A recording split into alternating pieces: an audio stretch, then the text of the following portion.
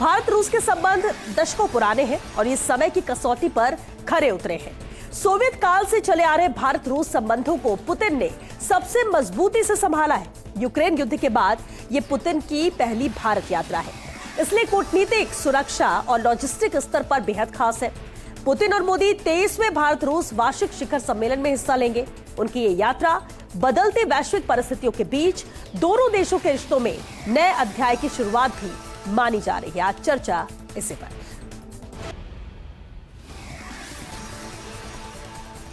और चलिए इस खास मुद्दे पर चर्चा के लिए खास मेहमान हमारे साथ जुड़ चुके हैं। सबसे पहले उनसे रूबरू करा देते हैं आपको। हमारे साथ चर्चा में शामिल है संतोष अहलावत जी, पूर्व सांसद हैं। बहुत स्वागत है संतोष जी आपका। पौरुष भारद्वाज जी हमारे साथ है, कांग्रेस प्रवक्ता है। पौरुष जी आपका बहुत स्वागत है। साथ ही पूर्व राजनयिक गौरीशंकर गुप्ता जी भी हमारे साथ जुड़ चुके हैं। गौरीशंकर जी आपका भी बहुत स्वागत है सर। और साथ ही रक्षा विशेषज्ञ कर्नल देवानंद जी भी हमारे साथ है। सर आपका भी बहुत स्वागत है। बेहद खास ये दौरा है, ऐतिहासिक दौरे के तौर पर भी देखा जा रहा है व्लादिमीर पुतिन के इस भारत दौरे को। लेकिन सबसे पहले मैं शुरुआत कर्नल देवानंद जी आपसे ही करना चाहूंगी।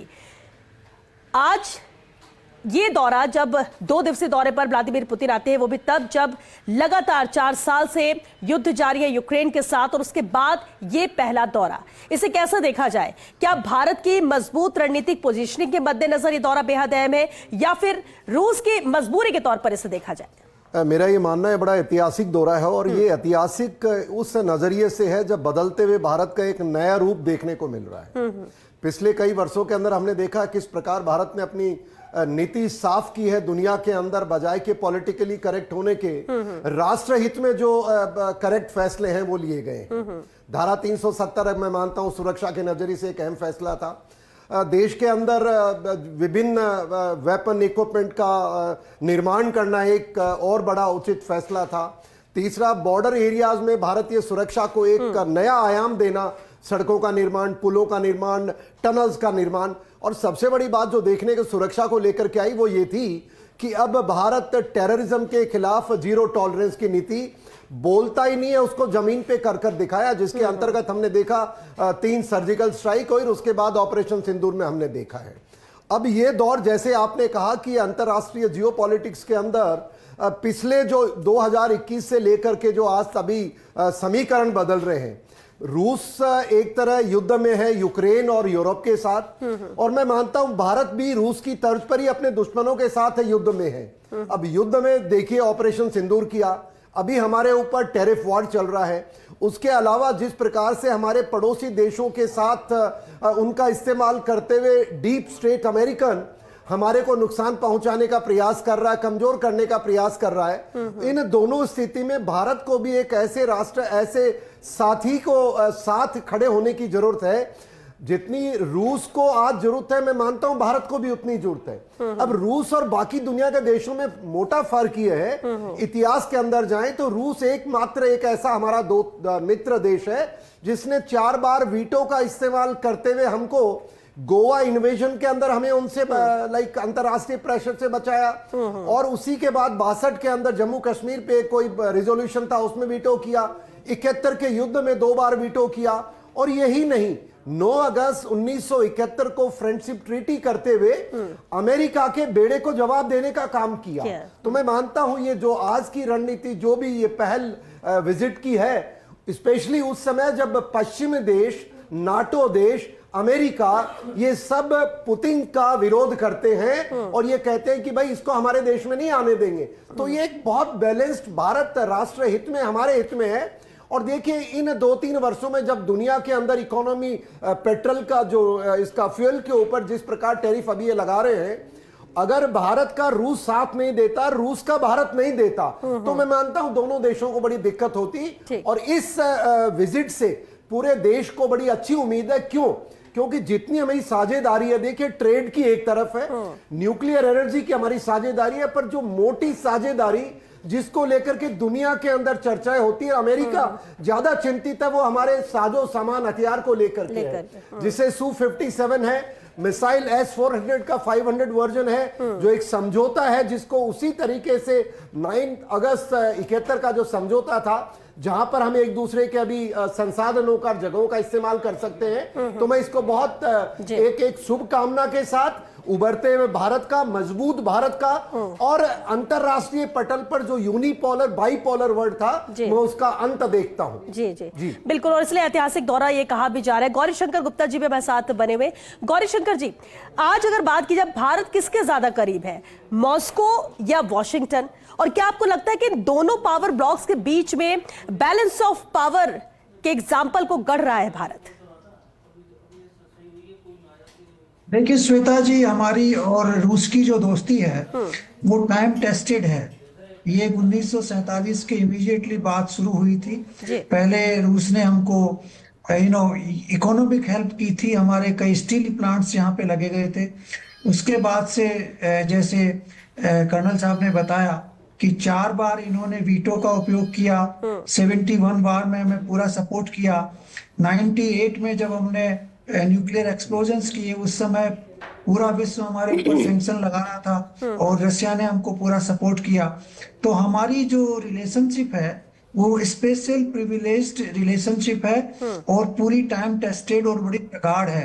यही कारण है कि प्रधानमंत्री आज प्रोटोकॉल तोड़ के एयरपोर्ट गए हैं और एक ही गाड़ी में दोनों बैठ के उनके घर आए हैं और अब घर में वो प्राइवेट डिनर उनके लिए करेंगे। तो उसकी पूरी जो एक प्रोटोकॉल का जो उन्होंने स्पेशल वार्मथ दिखाई है प्रेसिडेंट पुतिन के साथ, वो इसी वजह से है। दूसरा ये है कि हमारी जो रशिया के साथ जो संबंध है वो सिर्फ बायर और सेलर के नहीं है। यहाँ पे पूरी टेक्नोलॉजी ट्रांसफर होती है, पूरी जॉइंट प्रोडक्शन होता है, यहाँ तक कि दूसरे देशों को एक्सपोर्ट होता है। जैसे हमने ब्रह्मोस मिसाइल दूसरे देशों को एक्सपोर्ट किए, इसका जॉइंट प्रोडक्शन हुआ, जॉइंट टेक्नोलॉजी ट्रांसफर हुआ। अब सुकोई 57 अगर आएगा तो उसका भी जॉइंट प्रोडक्शन होगा देश के अंदर। तो ये एक टेक्नोलॉजी ट्रांसफर की पूरी प्रक्रिया रशिया हमें देता है जो और देश नहीं देते।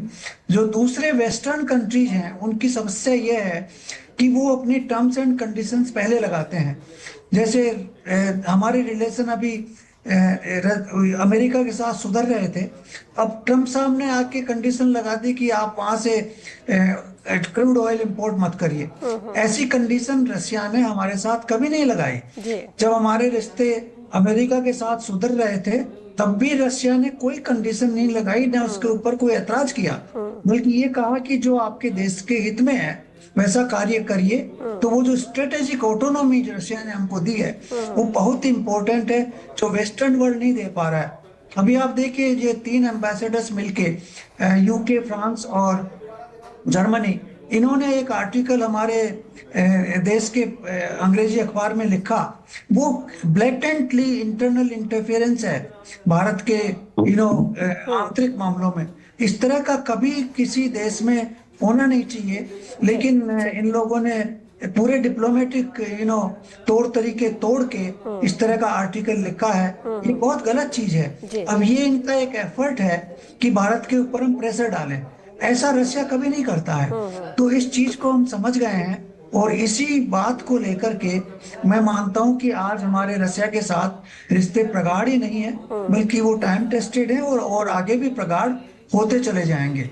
तो ये मेरा मानना है। लेकिन मैं ये नहीं कहता कि हमारे रिश्ते वेस्ट के साथ अच्छे नहीं होने चाहिए, बिल्कुल अच्छे होने चाहिए, लेकिन उनको भी ये समझना चाहिए कि उपनिवेशवाद खत्म हो गया है और अब वो जो प्रेशर टैक्टिक्स जो हमारे ऊपर लगाते हैं वो समय चला गया है। भारत भी एक स्ट्रॉन्ग नेशन के रूप में उभर के सामने आया है। गौरीशंकर जी, ये बात ठीक आपने कही कि वो जो नजरिया है वो बदलने की जरूरत है कि ये भारत अब वो पहले वाला भारत नहीं रहा है। भारत बहुत मजबूत हुआ है और उस नजरिए से अब देखने की जरूरत है जो इसे पहले वाले भारत के तौर पर देखते हैं। और इसलिए रूस हमेशा अलग नजर आया भारत के रिश्तों के मद्देनजर भी, जैसा कि अभी आपने भी कहा। संतोष अहलावत जी का रुख करना चाहूंगी, पूर्व सांसद हमारे साथ जुड़े। संतोष जी, बहुत पुराने रिश्ते हैं क्योंकि 2000 से शुरुआत हुई थी जब अटल बिहारी वाजपेयी गए थे और 2001 में पीएम मोदी जो कि उस वक्त मुख्यमंत्री थे गुजरात के, वो गए थे साथ में, और तब से ये रिलेशन है और लगातार हर साल बढ़ता जा रहा है और मजबूत होता जा रहा है। संतोष जी, इस ऐतिहासिक दौरे से भारत को कितना फायदा पहुंचने वाला है, क्या उम्मीद यहां के लोग करें, क्योंकि हर किसी की नजर इस दौरे पर है? जी श्वेता जी, जैसा अभी गुप्ता जी ने बताया और कर्नल साहब ने कहा, जी, ये वो भारत नहीं है जो बात बात में दूसरों का मुंह ताकता था। ये मजबूत भारत, सुदृढ़ भारत और आर्थिक रूप से सबल भारत। और हमने ये दिखा दिया है कि जो हम कहते हैं वो करके दिखाते हैं। अभी हमारी सेनाओं का शौर्य भी आपने पिछले दिनों देखा जी। तो आज भारत को इस बात की चिंता नहीं है कि हमारी मित्रता के बीच में कोई दूसरा हस्तक्षेप कर देगा या हमारी मित्रता को प्रभावित कर देगा। रूस के साथ हमारी मित्रता सबके सामने है। जैसा कि गुप्ता जी ने कहा, कभी भी रसिया ने हम पे ये बंदिशें नहीं लगाई, टर्म्स एंड कंडीशंस नहीं लादी कि आप उनसे बात करें, उनसे नहीं करें, आप उनसे करेंगे तो हम ये करेंगे। आप देख रहे हैं ट्रंप की जो नीतियां हैं वो मित्रता की नहीं है, वो दबाने की नीतियां हैं। तो वो उपनिवेशवाद तो खत्म हुए बहुत दिन हो गए। आज एक सबल भारत के साथ दोस्ती करने के लिए पूरी दुनिया लालायित है। आज सब लोग चाहते हैं भारत से मैत्री करना, और ये कोई छोटी मैत्री नहीं है, ये बहुत मायने में विश्व में एक ऐसी चीज होने जा रही है भारत और रूस की दोस्ती से कि हमारे भी सामरिक रिश्ते भी बड़े मजबूत होंगे। हम मिलकर काम कर रहे हैं, कोई हम डिपेंड नहीं है रूस पे।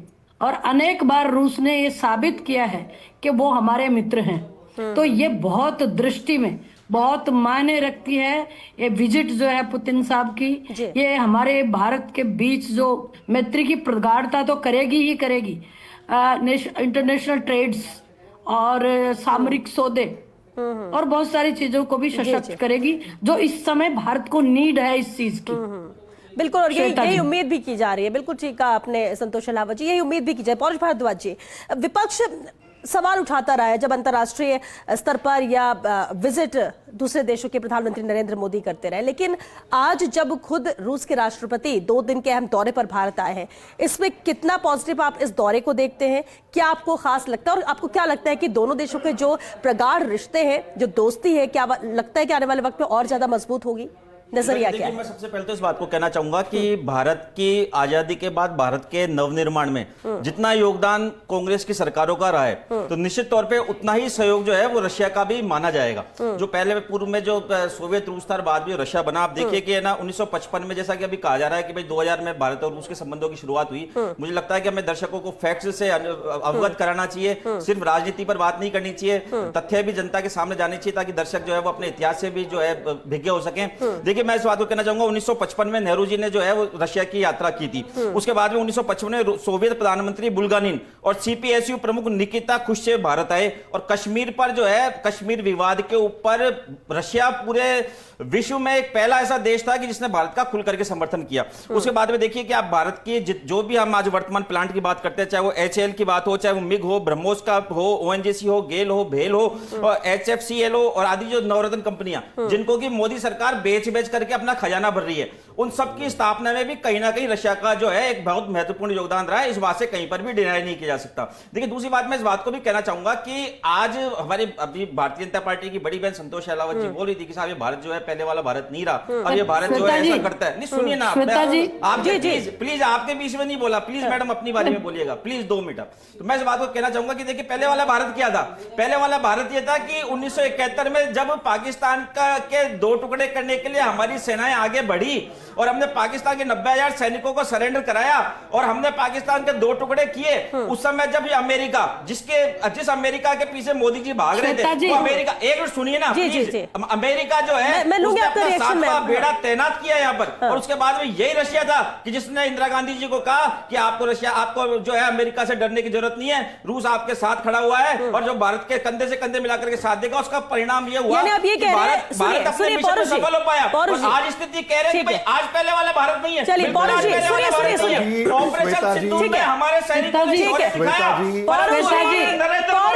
अभी देखिए, आपकी बात सुनिए, सवाल तो सुनिए। अरे पौरुष जी, आप ये कह रहे हैं कि ये जो दोनों रिश्तों की मजबूती की नींव 1955 से रख दी गई थी, आप ये कह रहे हैं ना? ठीक है, एक बार सुनिए, रिएक्शन सुन लेते, एक सेकंड। संतोष जी, एक रिएक्शन सुन लीजिए। आपकी बात पर ही कह रहे, मैं वापस आपका रुक कर। संतोष जी एक शॉर्ट पे कमेंट। श्वेता जी, 1 मिनट। जी, श्वेता जी, जी, कुछ आंकड़े लिख के हमारे भारद्वाज जी कुछ आंकड़े लिखकर ले आए हैं जिनको धारा प्रवाहिक रूप से पढ़ रहे हैं। मैं पूछ रही हूँ क्या भारत पहले वाला भारतीय है? जब हमारे सैनिक का सुनिए, अगर सुनने का मतलब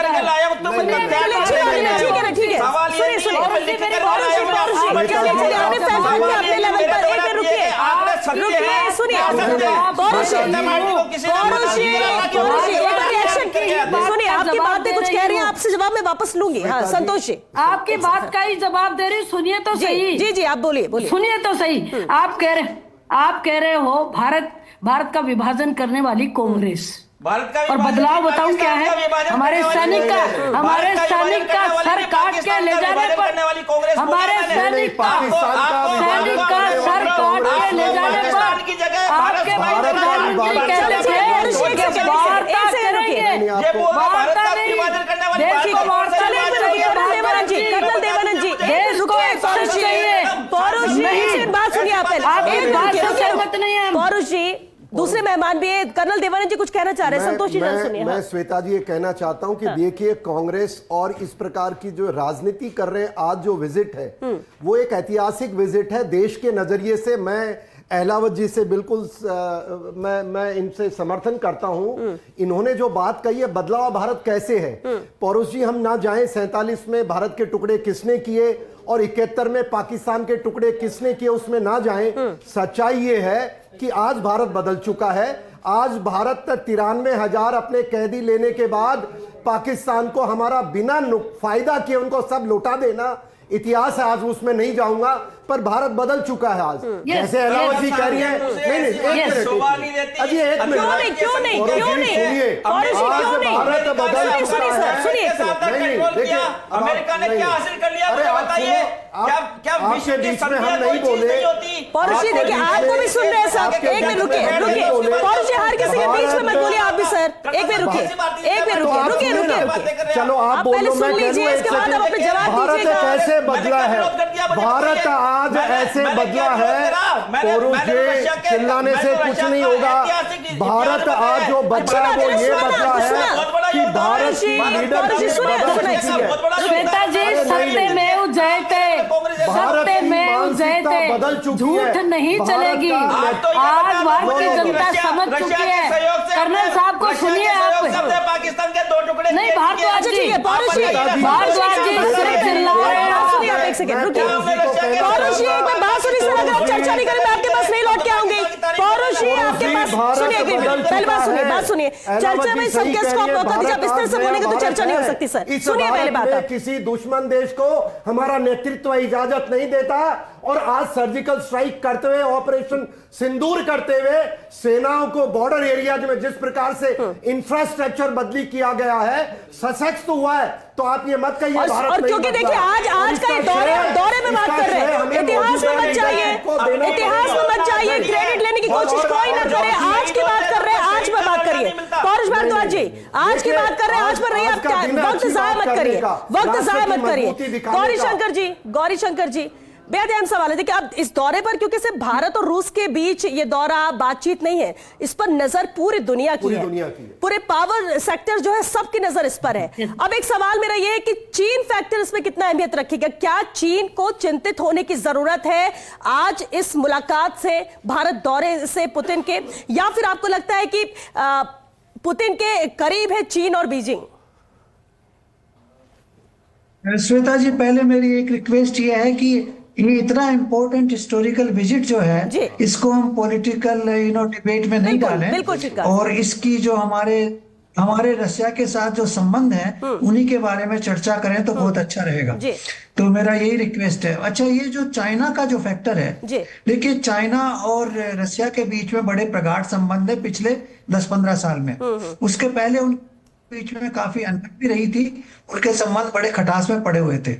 अभी भी कभी कभी चाइना और रशिया के बीच में जो रशिया का फार ईस्टर्न रीजन है उसमें चाइना की पॉपुलेशन काफी है, और उसकी वजह से कई बार खटास उनमें आ जाता है अभी भी। लेकिन उनके रिश्ते जब से ये यूक्रेन का युद्ध हुआ है बड़े प्रगाढ़ हो गए हैं, क्योंकि रशिया की डिपेंडेंस चाइना पे बढ़ गई है। तो अगर हमारे रिश्ते रशिया के साथ और स्ट्रॉन्ग होंगे तो उसका अर्थ ये होगा कि चाइना के ऊपर रशिया की डिपेंडेंस थोड़ी कम होगी। और उसमें हमारे को समर्थता मिलेगी। और इसका असर यहाँ भी होगा कि जो अमेरिकन और वेस्टर्न कंट्रीज हैं वो भारत के साथ आके चाइना को कुछ हद तक नियमित करना चाहेंगे कि वो साउथ चाइना सी में और एशिया में अपना प्रभाव जो है वो अनावश्यक रूप से आगे नहीं बढ़ाए।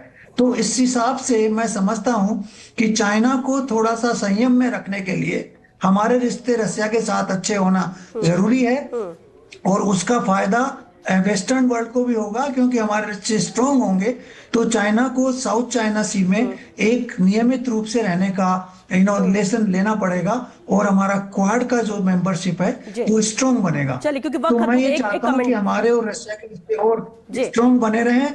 इससे एक दूसरा इनडायरेक्ट फायदा ये भी होगा कि हो सकता है इसकी वजह से चाइना का रुख भी हमारे प्रति थोड़ा नरम हो जाए, क्योंकि वो समझेंगे कि रशिया एक बड़ी पावर भारत के साथ में है, तो चाइना जो है वो रिस्क इतना नहीं लेना पाएगा और हमारे रिश्ते थोड़े चाइना के साथ भी सुधर सकते हैं। मैं यही कहना चाहूंगा, जहां तक चीन की आप बात कर रहे हैं, चीन हमारा कभी दोस्त नहीं हो सकता है। कोई भी परिस्थिति आ जाए भारत को सदैव तत्पर और तैयार रहना पड़ेगा।